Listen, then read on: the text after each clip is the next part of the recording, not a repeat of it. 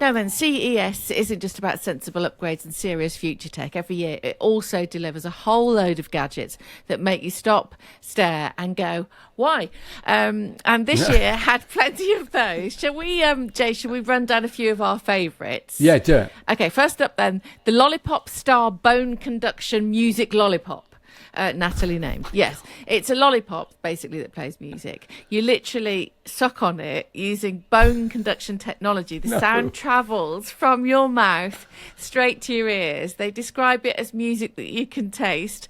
I'm obviously not entirely sure about that bit, but apparently it does work. Although you have to bite down slightly to hear anything, it's very much a novelty. It's single use and it costs $8.99, which feels about right for edible tech.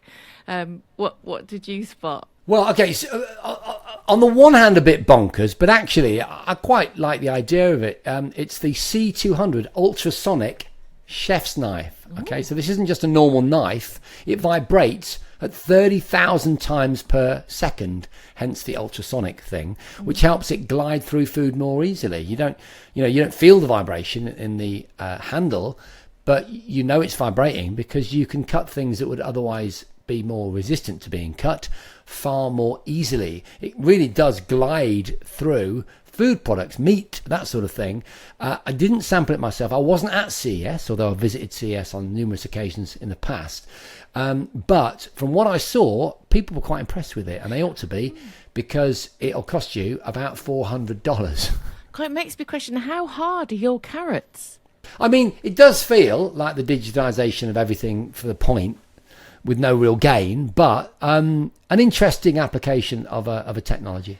Yeah, I think for me that is a step too far. But anyway, then there's the Vinabot talking AI picture frame, which feels like it steps straight out of Harry Potter. You upload a photo and a short script, stay with me, and it generates an AI video of that person, which can talk back to you. So it could be, a celebrity, a fictional character, or somebody that you know. It's slightly magical, slightly weird, a little bit unsettling, I think, and heading to Kickstarter soon. I also thought of you for this one, Jace. If you'd rather trust AI with your hair, then there's Glide AI powered hair clipper. So you choose a hairstyle on the app, and the clipper uses sensors to detect speed, angle and tilt, adjusting it in real time to avoid uneven fades or accidental overcuts. It claims to be the world's first smart hair clipper. I don't know if I'd trust that. I definitely wouldn't trust it. I mean, what a horrific concept. So we're giving robots, the job of cleaning up, which is a crap job. Yeah. If you're Boston Dynamics, you're kicking them all the time in videos on YouTube, and then you give them the means to truly have their revenge with hair clippers. I mean, my God, it's horrific.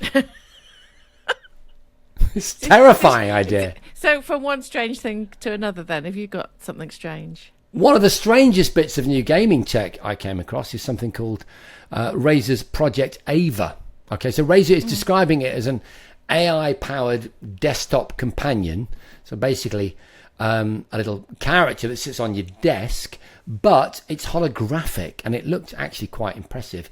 You get to, you interact with it as a kind of digital persona, like a little AI personality, but it's literally holographic. It made me think of Cortana, from Halo.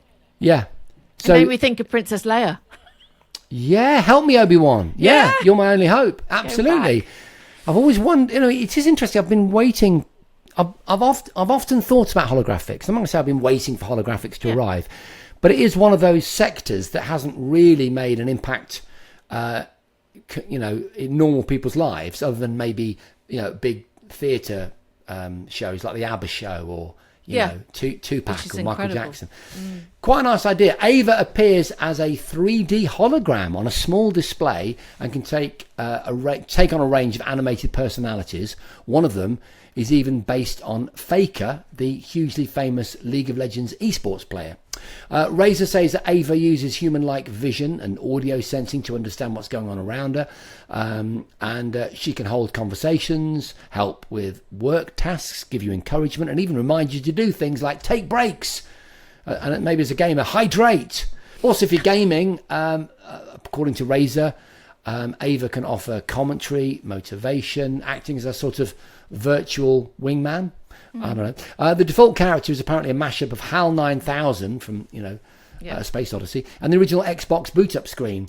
It's rendered in real time on a 5.5-inch holographic display, which is pretty cool, complete with eye tracking, facial expressions, and high-fidelity motion, so it can react to you rather than just looping animations. So I think it's absolutely amazing. Razer are aiming for a launch in the second half of 2026. This is interesting, isn't it? So that is something that OpenAI could have done, isn't it? They could have done a kind of playful, almost adult toy-like collectible holographic AI. I think that's a great idea.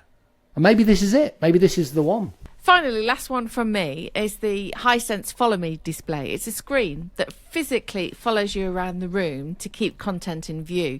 So no one asked for it, but, CES delivered it, whatever. We haven't seen it properly in action yet. But the idea of a display that refuses to be ignored feels, very 2026 to me. Oh, God. It just feels a little bit too needy for me. Seeing as you put it like that, yeah, in their kind of desperation to keep you engaged with content.